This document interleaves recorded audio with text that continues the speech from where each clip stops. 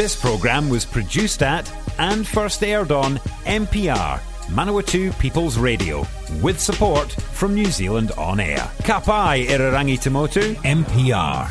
If you're enjoying this podcast in Manawatū, you could make your very own, just like this one. MPR exists to help people like you tell your story or share your passion on air and online. Check out mpr.nz for more information.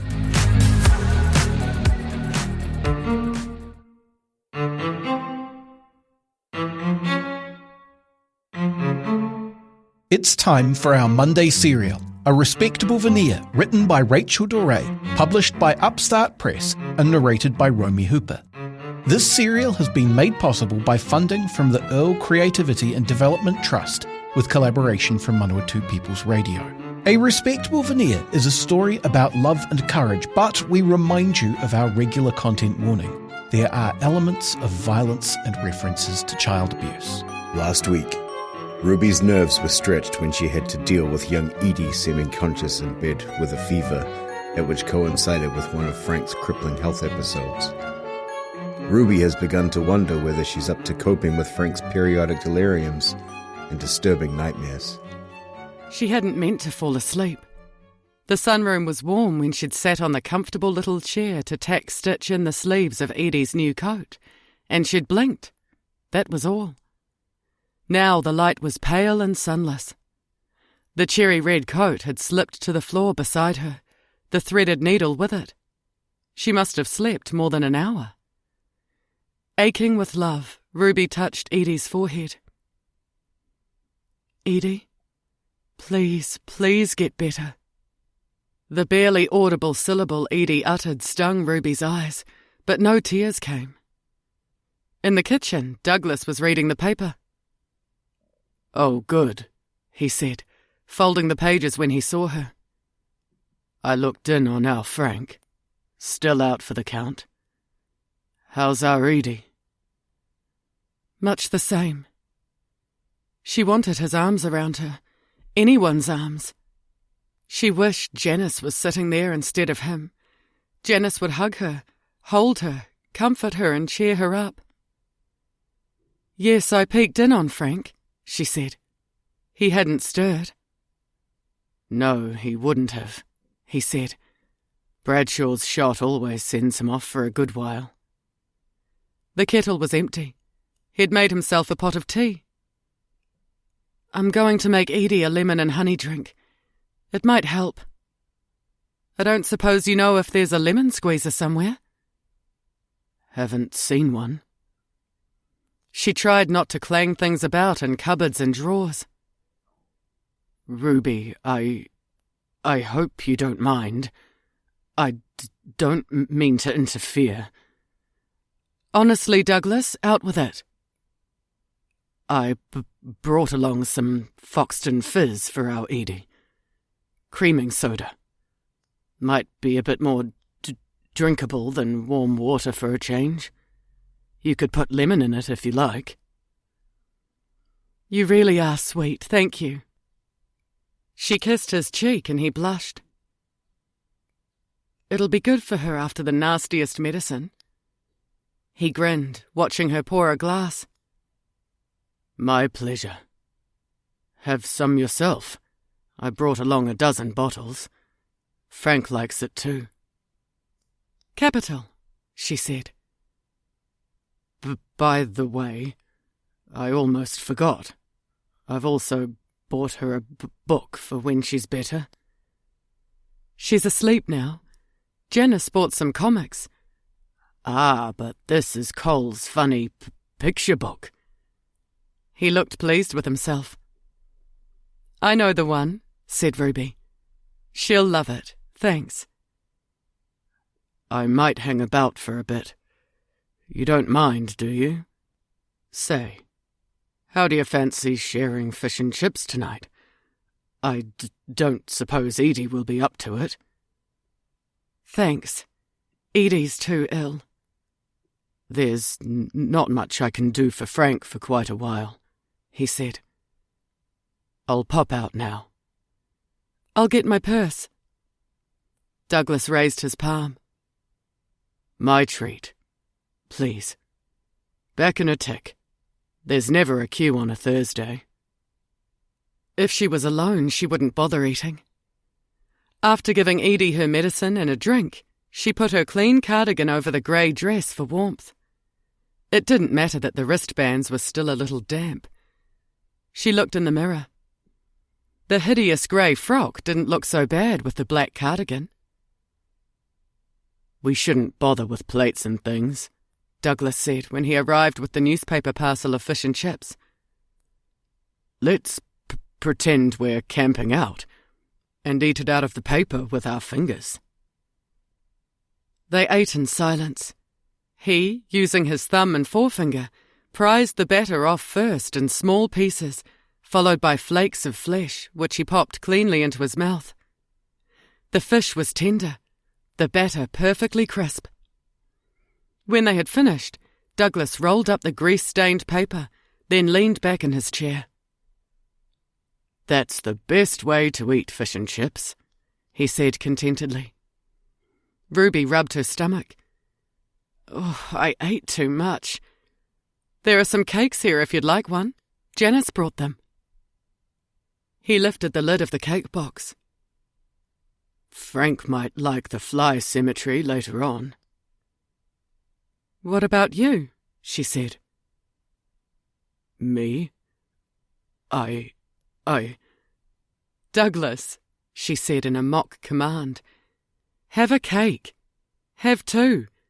There's no use them going stale. I doubt Edie will be up to one tomorrow. When she's a bit better, I might make her some custard." "Custard? Frank would give you his right arm for custard." Delight filled his face.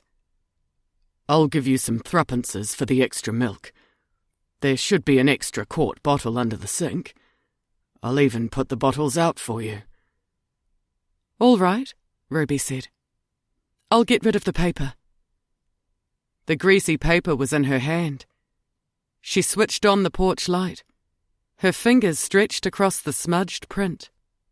The light caught a word she recognised as the bundle dropped into the rubbish tin. She stooped to read the full headline. "Grisly Discovery in Freeman's Bay." Ruby lowered herself onto the edge of the cold step and spread the wrinkled paper out flat. Somehow this page of the Auckland Star had made its way to a Palmerston North fish and chip shop, and now her eyes were devouring the story under the headline. This morning's discovery of the bludgeoned and mutilated body of a woman has halted demolition work clearing condemned derelict houses in Freeman's Bay. Workmen found the body at 8 o'clock this morning and notified police. The murdered woman was a known prostitute, identified by police as a Cook Islander, Hualani Henry, also known as Angel Henry, aged 30. One of the workmen.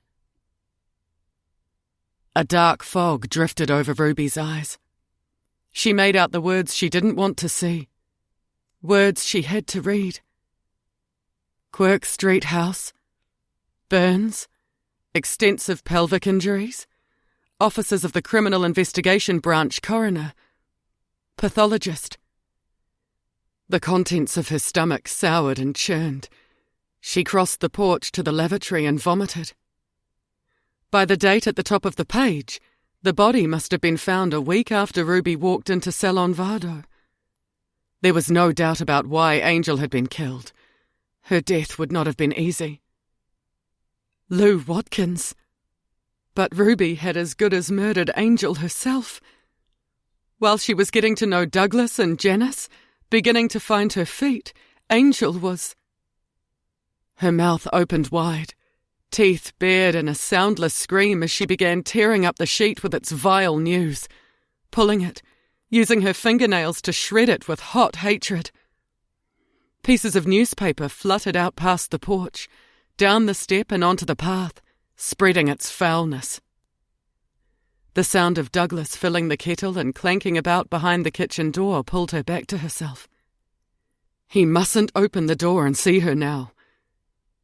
Numbly she gathered up the inky, grease-stained litter and wrapped it tightly in the largest remaining piece. With a last look at the parcel in the bottom of the rubbish tin, she jammed the lid on. Over the wash tub, she scrubbed her ink-blackened hands again and again until her skin burned. "Tea's brewed," called Douglas. He was sitting, leaning back, his legs crossed, screened by the Manawatū Evening Standard as he read. "I wonder," she said. "Would Frank mind, do you think, if I had a little whiskey instead?" He rattled his paper and raised his head. "What? Did you say whiskey? Are you sure you wouldn't prefer brandy? He won't mind. It's sort of mine, actually. Won it in a raffle at a conference last year. I'll join you." From head to toe, her body was as empty as the brandy bowl in her hand. Now a ball of sickly warmth sat where her stomach should be. Douglas was speaking. He had a pleasant voice, properly rounded vowels. She'd noticed that the minute she met him. She had no idea what he'd been saying behind the screen of newspaper. "Please, will you stay?" "The night?" she stammered. He folded his paper and sat forward. "To tell the truth, I was working my way up to asking you that very thing. I wasn't." "Please do. With Edie's fever and Frank..." Ruby brushed her hand over her hair. "I'm just not sure what to do for him." "There isn't an alternative," he said. "You know I'll see to Frank. He may be coming around soon." "Will he want anything? Should I make something? Honestly, I'm afraid I might be out of my depth with him." "Don't worry about it," said Douglas. "He won't want much, and he can be finicky. I'll get him whatever he needs. Has he had any nightmares? They can be a bit startling." "Not that I know of." Can you see why I wanted you here?" "Yes. If Edie wasn't sick as well." "He'll be himself, once he's slept it all off." This assessment didn't help. "Please, don't worry," Douglas said. "Old Bradshaw's stuff works wonders. You'll see. And I see he's given him a new lot of pills, a little stronger than before, I think." "Can't you stay the whole weekend?" Panic crossed his face and his jaw twitched. She saw he was on the verge of stammering again. "Look," she cut in before he could speak.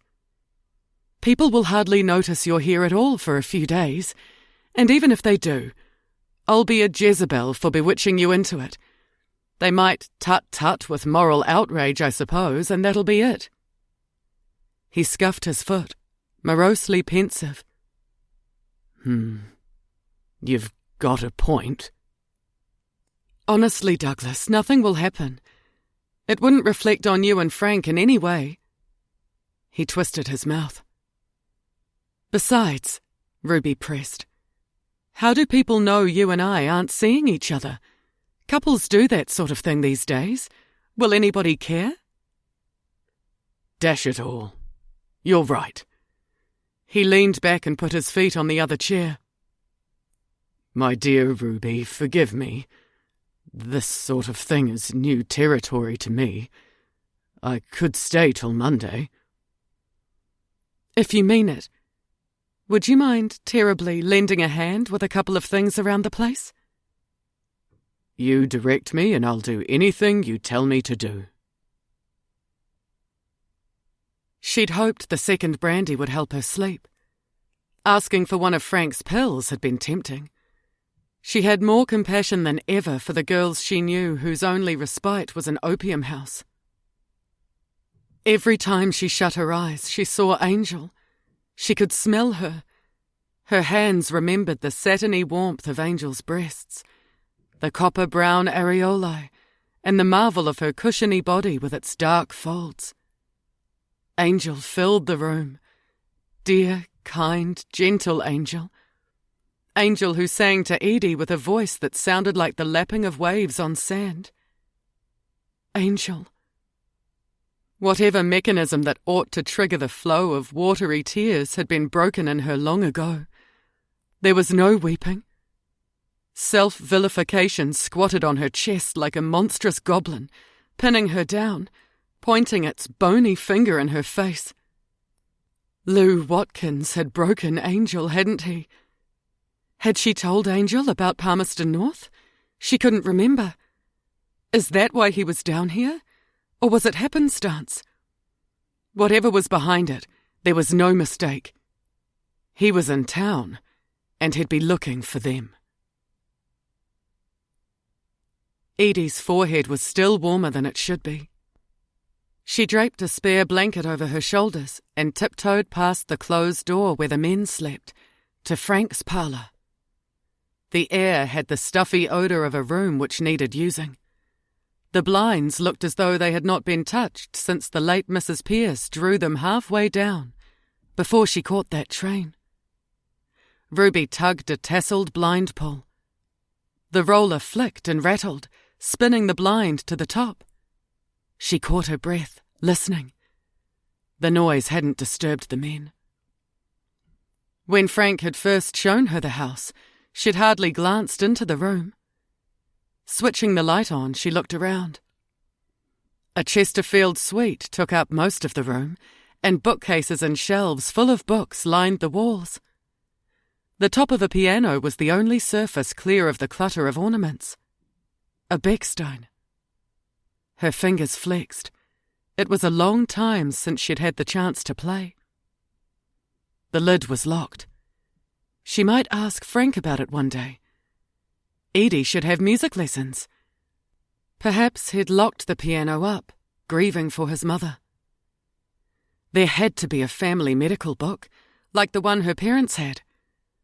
On a shelf of encyclopedias and dictionaries, including one about learning to speak Esperanto, she found a 2-volume recent edition of Caxton's Family Physician. The doctor had told her to phone him if she saw any signs of a rash. What sort of rash, he didn't say. According to the medical book, signs of a rash could mean severe complications. She flew back to Edie's bed to unbutton her pyjama top and found Edie's thin chest as unblemished as ever. She sat on the side of the bed, clutching the Caxton, watching Edie breathe. Everything she could do was done. Edie must recover. Replacing the tome, she took another look around. The room was in bad need of dusting. What had Vi actually done? A couple of fine-quality Dresden figurines sat on each side of a shell-covered box. On a side table, a vase of faded roses bowed their dead heads. A large photograph on the wall showed Frank and Douglas in outlandish vaudeville costumes, their wide smiles and laughing eyes frozen in the wooden frame. It pained her to look at the young duo, posed in a dance position. Frank was half a head taller. Both were debonair, full of hopes for success in what they thought was their future. The photograph on the wall of a narrow-waisted young woman, swathed in drapery and holding a Grecian urn, had to be of Frank's mother. Her mouth open, in a moment of delivering a dramatic line of a play. Frank had certainly inherited her good looks. In a smaller photo, Mrs. Pearce's eyebrows were plucked and arched, dark curls artfully combed forward over her cheeks, and bee-sting lips painted on her mouth. The lopsided smile made her look as though she was holding back naughty laughter. There was the same mischief in the dark eyes that Ruby had seen in Frank's. There was also kindliness, humour, and toughness. "What do you think, Mrs. Pearce?" she whispered. "Can we cope with all this?" Throughout the remaining hours of darkness, Ruby concentrated on putting the finishing touches to Edie's new coat. When the sky lightened, she lifted Edie's head for another spoonful of medicine. Is Janice here? Edie croaked. That was yesterday. She came to see you. She's gone now. Edie may not have heard. Ruby cradled her back onto the pillow and went to the kitchen to make herself a cup of tea. Ruby got out of bed with plans for the day. Among the wind-dried garments in the washing basket waiting to be put away was a folded pair of dark grey herringbone trousers that Ruby had found the previous morning. They were made of stout wool and must have belonged to someone shorter than Frank. In a drawer, she found a man's oatmeal-knitted jersey with holes in the elbows that had been darned well enough. Knowing the late Mrs. Pierce's reluctance to throw things out, they may have belonged to Frank's father. A pair of knitted socks that had been expertly darned would do as slippers. Now that the smell of mothballs had been washed out of these things, she was glad to get into them. She tied the green silk scarf around her neck for effect and decided to put on some lipstick. The coarse wool of the pants irritated her inner thighs before she'd taken a step away from the wardrobe mirror. If men got used to it, so would she. What would Frank say when he saw her in his father's old clothes? She didn't care. She was warm. She grinned at herself. Angel would laugh and approve. The sky was the colour of pearls, and the yard was silvered with frost when she brought in the icy milk bottles. She made herself another pot of tea and listened for sounds of movement in the house. Silence had a peculiar frequency, like a soundless noise. Douglas's presence was a catalyst that altered everything. It was both strange and comforting. A new, unfamiliar warmth soaked her heart. Perhaps it was just the sturdy, warm clothes. Ruby dragged the fireside rug out of the dining room and hoisted it over the washing line. "Good Lord," Douglas said, when he saw what she was doing. "I thought someone was driving through the place in a tank." "Sorry, I didn't think." She hadn't dared give in to any thought. "How's Frank? Have you had breakfast? What would you like?" "Frank's a bit better. He'll rest for the day. No, I haven't had breakfast, and if we've got enough eggs, I might make an omelette. Would you like one? Tell you what, I'll make a nice large one and you can have some." He wandered off down the yard, peering among the frost-bruised weeds, mumbling about chives. By late afternoon, Frank made his way to the kitchen with a meandering sort of shuffle, leaning shakily on his cane. He looked gaunt, his eyes luminescent obsidian, deep in their sockets. "Good Lord!" His eyebrows rose when he saw her. "Look at you!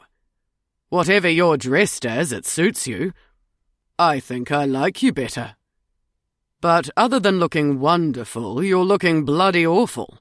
Bad night?" She gave him a grin and made him some sweet tea. "Where's Tink?" he asked. "In bed with a fever." She couldn't be sure he remembered anything of the day before. "I went into the front room and borrowed the medical books." "Did you call Bradshaw?" "I did. She's got 2 bottles of medicine to take." "Is she better?" "The doctor said she has to rest. I'm about to go in." Bradshaw, rest and dope. That's the thing. You've been listening to A Respectable Veneer, a serialised novel by Rachel Doré, read by Romy Hooper. Listen to the next episode at 8 p.m. next Monday, or for the rest of the series, go to npr.nz/show/respectable veneer, or search for A Respectable Veneer wherever you find your podcasts.